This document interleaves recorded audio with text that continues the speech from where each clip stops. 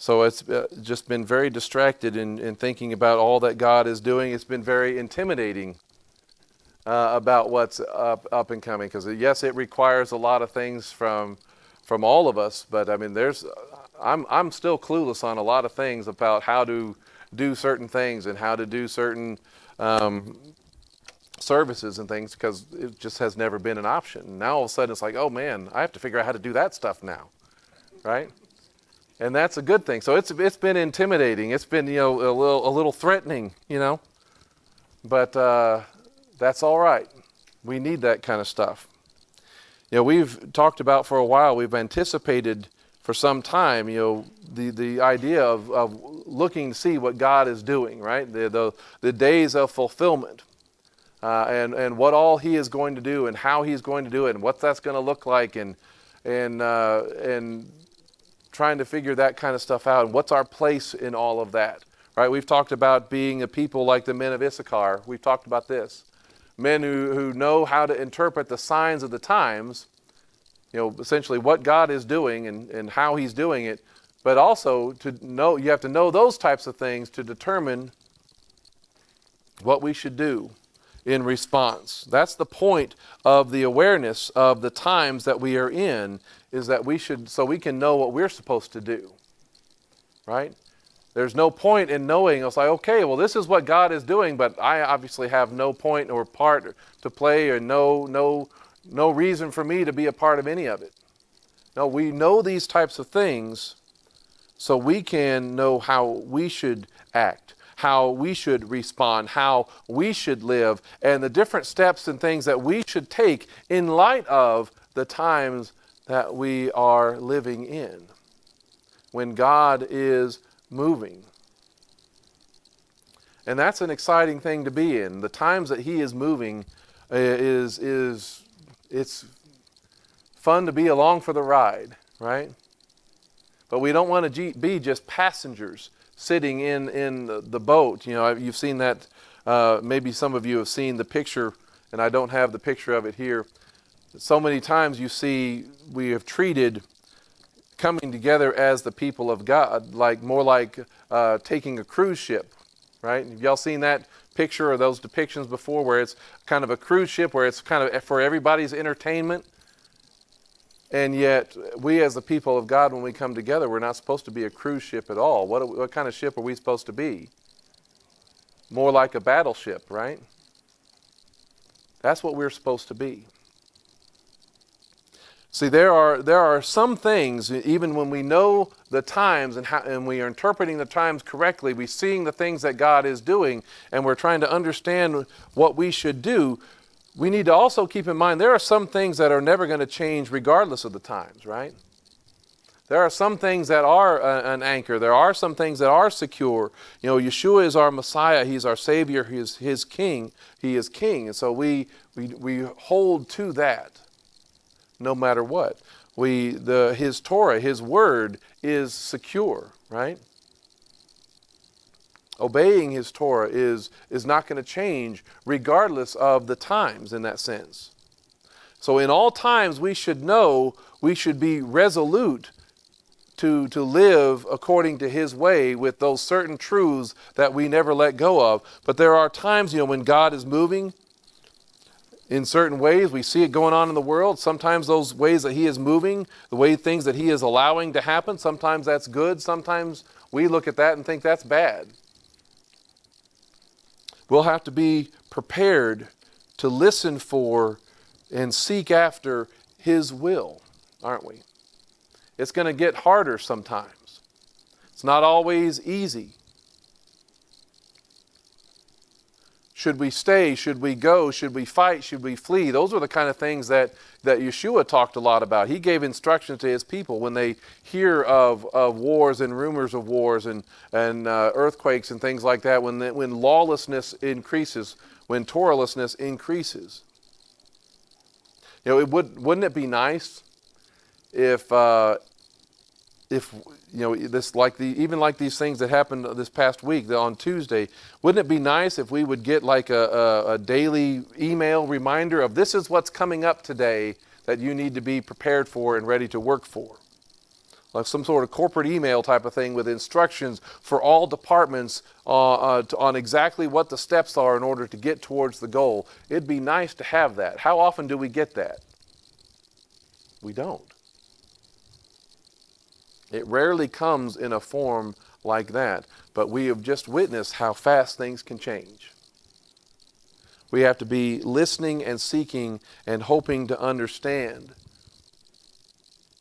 about what we should do and how we should live when God moves. That's one of the most important things to look for, is what is He doing? And what's the exciting thing in all of this that we've just witnessed is that it's important for us to know that God is moving before we are. Right? How many of y'all have ever stepped out too soon and too early ahead of God? How does that work out? It doesn't usually work out very well. See, in chapter 31 we see of Deuteronomy, we see God moving, and it doesn't always start with the good news of things. Deuteronomy 31, he says, "Then Moses went and spoke these words to all Israel. He said to them, I am 120 years old today. I'm no longer able to go out and come in. Adonai has said to me, you are not to cross over this Jordan." Is that coming as a surprise to anybody that's there in Israel? It's probably not a surprise, but when you think about it, did they ever really think that Moses is not going to be here forever? Do you think that really, they wanted to think about that? No, man, he had been the man.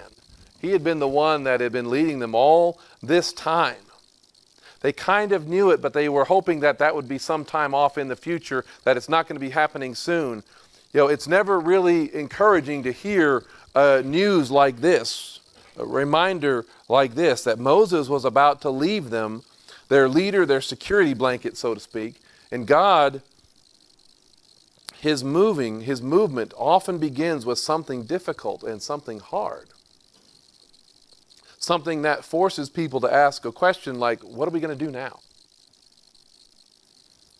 That difficult start, maybe with news that you don't want to hear, that does not mean that God is not moving, that He's not acting and doing something. It doesn't mean that He is abandoning them, but in determining the times, we can know what we are supposed to do. That's what we're supposed to be looking for. One of the most important things to look for is God Himself, again, moving before you do. It says in verse 3, Adonai your God, He will cross over before you. He will destroy these nations from before you, and you will dispossess them. Joshua will cross over before you, just as Adonai has promised. So in some respects, who's moving first? Who's taking the initiative? He is. It wasn't even Joshua. He was moving at God's direction and at God's command. It wasn't even the priest carrying the ark. He is going before them. He was preparing things on the other side of the Jordan long before the Israelites even got on the bank on the other side to get ready to cross. For one thing, what were the hearts of the people on the other side like toward the people of Israel? Were they already in fear of them? Yeah. He had been moving and working for some time before they ever even got there. We also need to understand that when it talks about before you, it's not just in the sense of being first. It's also in that sense, it's referring to in front of you, as in before your very eyes, right in front of your face. That you're going to be able to see God move. You're going to be able to see and witness and testify to God going before you, and you're going to see and witness all of this. Everything that's happened just in this last week, as far as restoration, as far as the things that we did not see coming, He had been working on for some time. And it's been in our face in many ways of things that he's been doing that only he could do. Again, the location, the scroll, all in time for Yom Teruah and the fall feast. I mean, these are things that we've been looking at and talking about and asking about for months. And so it's an alignment of events that clearly has his hand at work. But even when we see his hand at work, even when we see him doing things, does that mean we have nothing to do in response to what he's doing? No, that doesn't mean that at all. We don't just sit back and kick back and just, okay, you're obviously taking care of everything, so I guess we can just relax. That's not what it means. We still have to move and act in response, even when he crosses before us, even when we see it all happening right in front of our face. We have some crossing over to do ourselves. We looked at that passage last week in chapter 29. We looked at it briefly, but in chapter 29, so not only does he cross over before us, each of you is to cross over into the covenant of Adonai your God that he is cutting with you today, and into his oath. This is in order to confirm you today as his people. When he crosses over, when he takes that step, he is asking his people to come with him. So we must cross over with him. He is willing to step over into the covenant.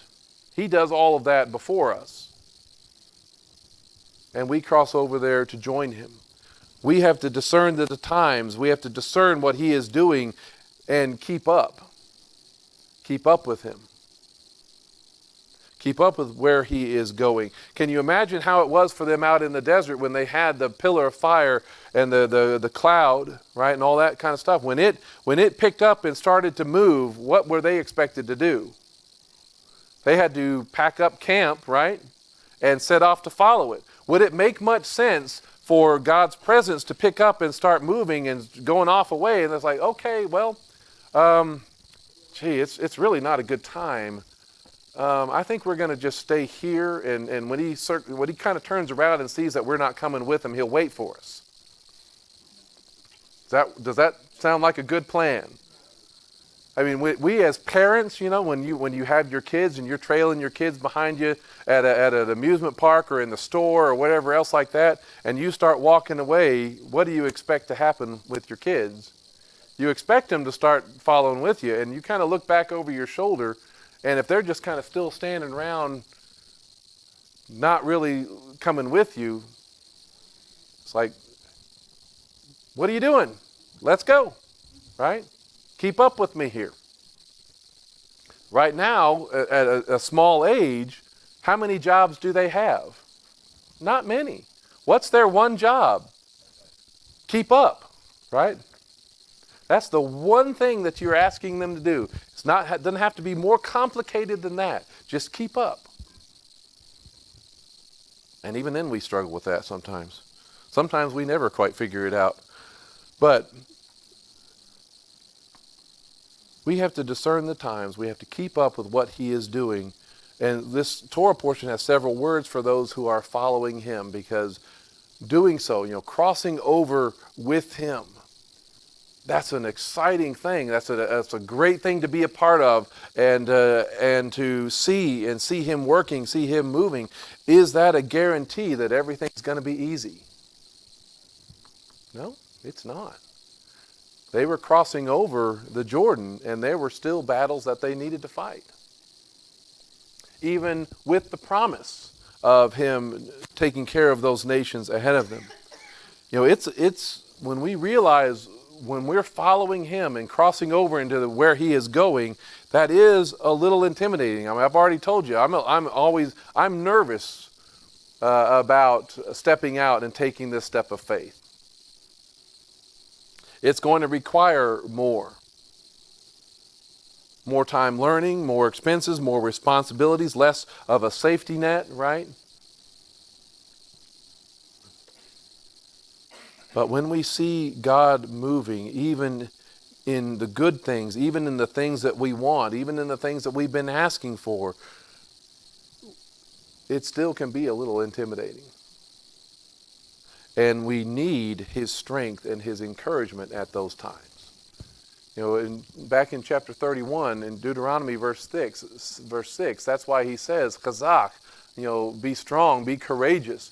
Do not be afraid or tremble before them. For Adonai your God, he is the one who goes with you. He will not fail you or abandon you.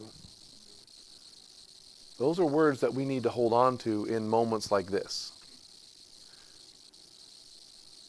Clearly this is a promise that isn't said to us today as it was for them in that particular moment, but the principle is the same.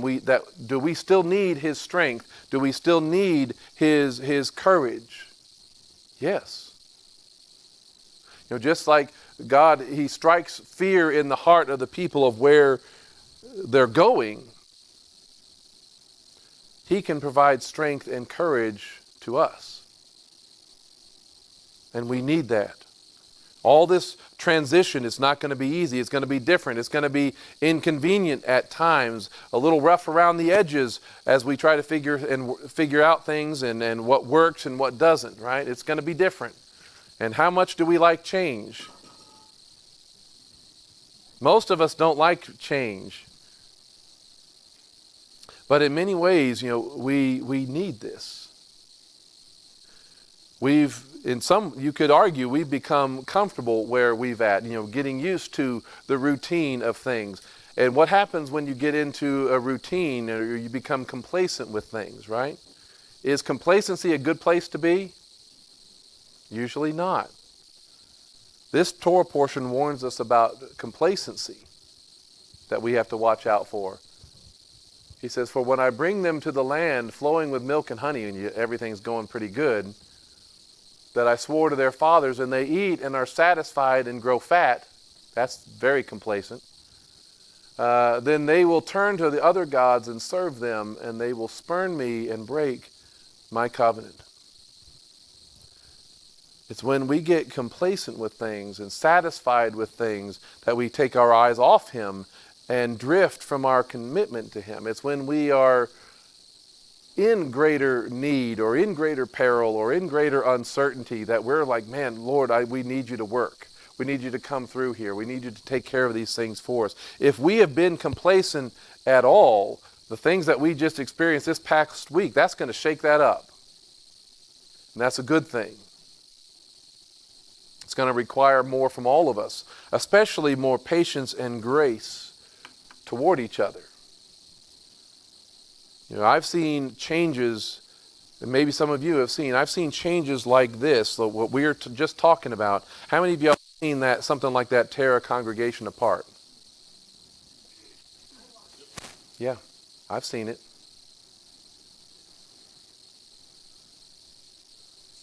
I don't like it. It's not the same. I have to park in a different spot. I don't like the color. All the kind of crazy things that you've probably heard over the years with something being a little different. We can't let that happen. And because I believe, God is dropping this in our lap because he intends to grow us, to strengthen us, to prepare us for things that are coming. Good and bad. All right, there are potential opportunities to connect and reach neighboring congregations. There are going to be people that are going to like, who are those crazy people meeting there? That are going to see a sign or something else like that. And they're going to see, what are all those cars doing in that parking lot on a Saturday? That place is always empty. Right? God is moving.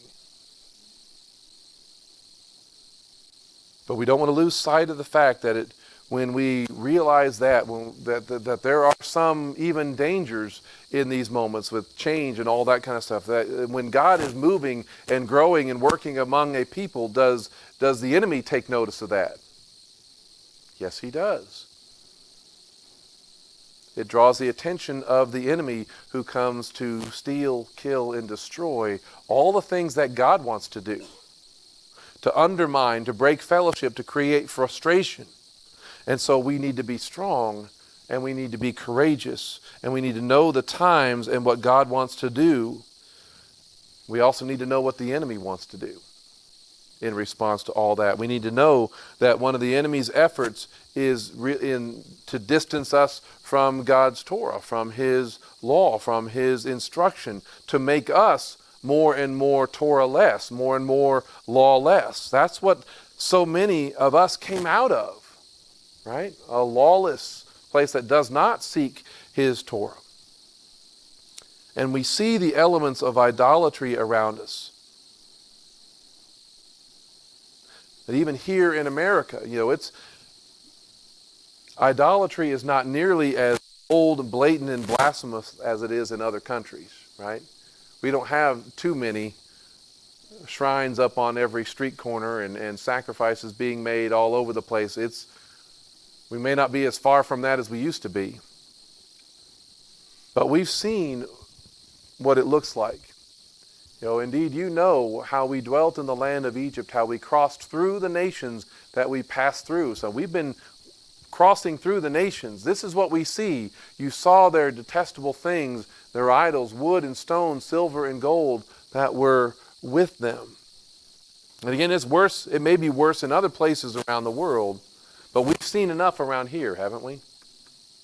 We've seen enough to know that we need to stay away from things, to seek to remove it as best that we can. We have crossed over and tried to withdraw from Egypt into covenant with Him. But we're still crossing and passing through the nations, aren't we? We're still here among the nations. We are still in the world, but what are we supposed to be? We're in the world, but not of it. That's one of the benefits of having the Torah scroll. It's supposed to be a front and center reminder of God's authority and His rule in our lives. And it's going to need a place.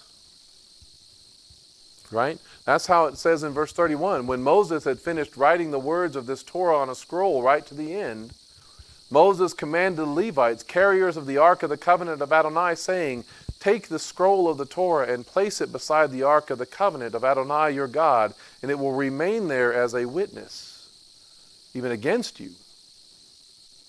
Right? It's supposed to have a proper place. That's why when you look at most synagogues, they create what they call an ark, right, to house the scrolls of the particular congregation. These are the non-fancy ones that I've seen.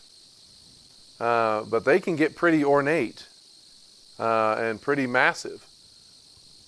But I mean, it needs something to have a place of prominence, a position, because that signifies His authority and His rule. It's just one way of reinforcing that idea.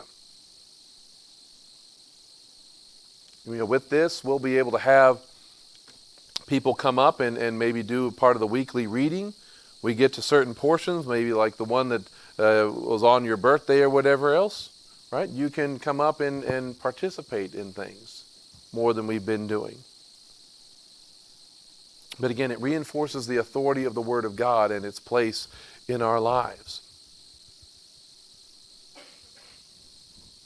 And so it remains as a witness against us.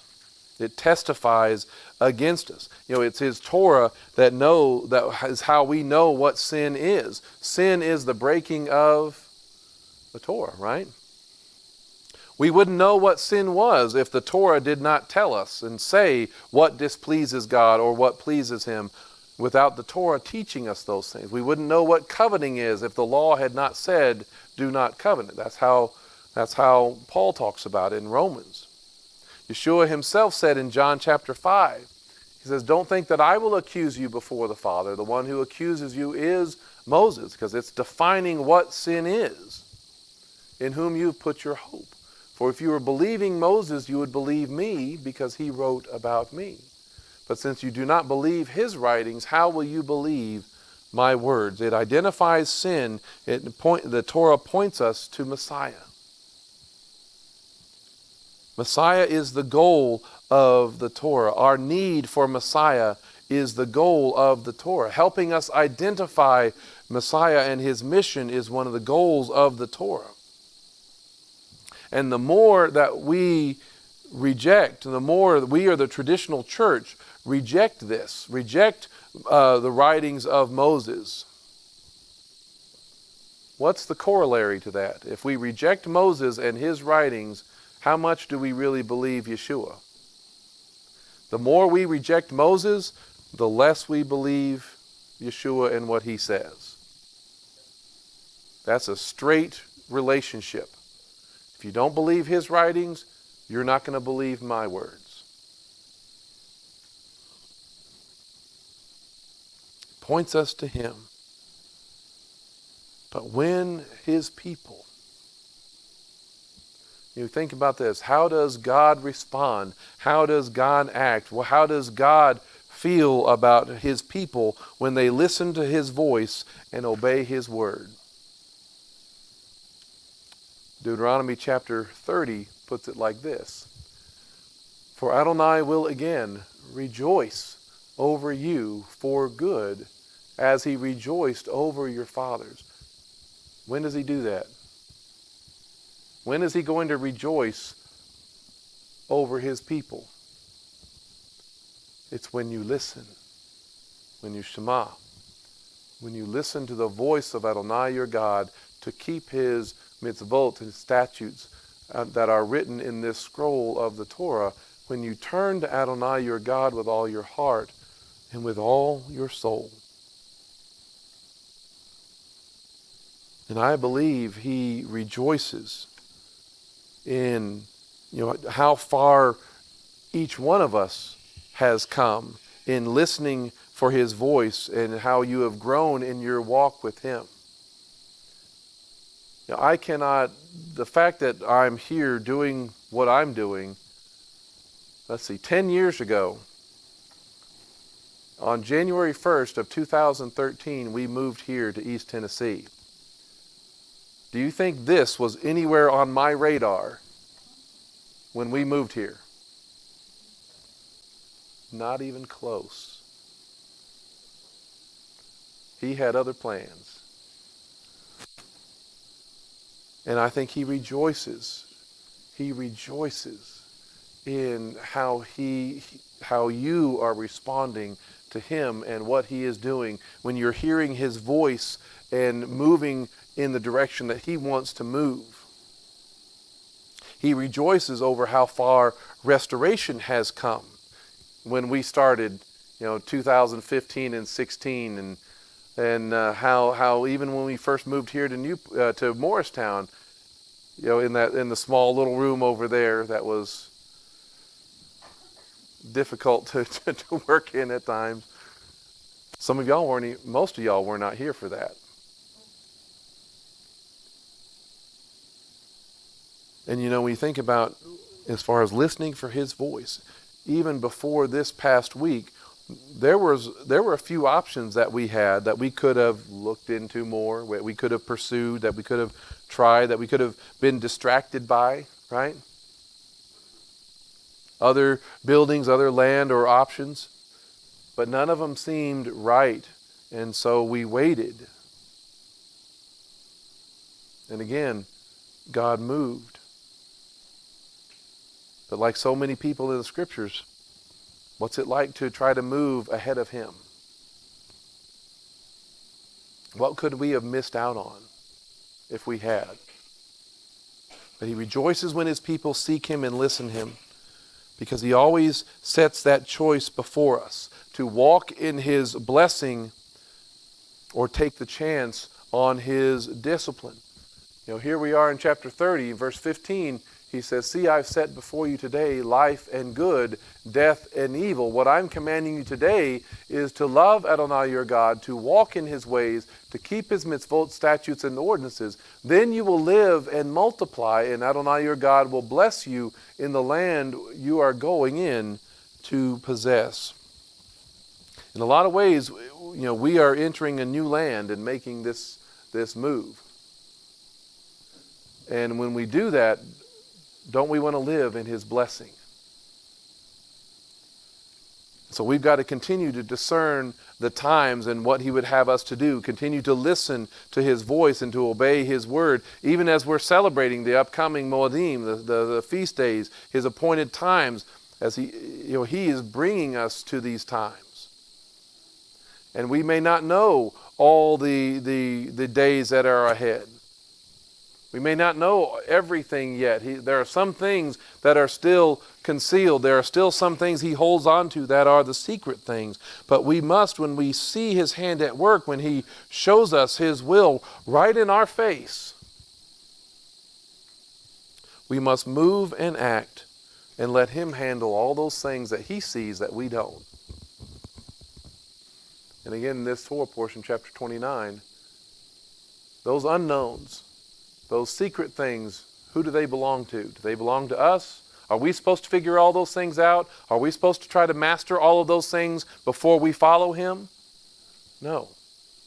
The secret things, they belong to Adonai our God, but the things that he reveals, the things revealed belong to us and to our children forever in order to do all the words of this Torah. When he shows us things, when he reveals things to us, are we responsible to that?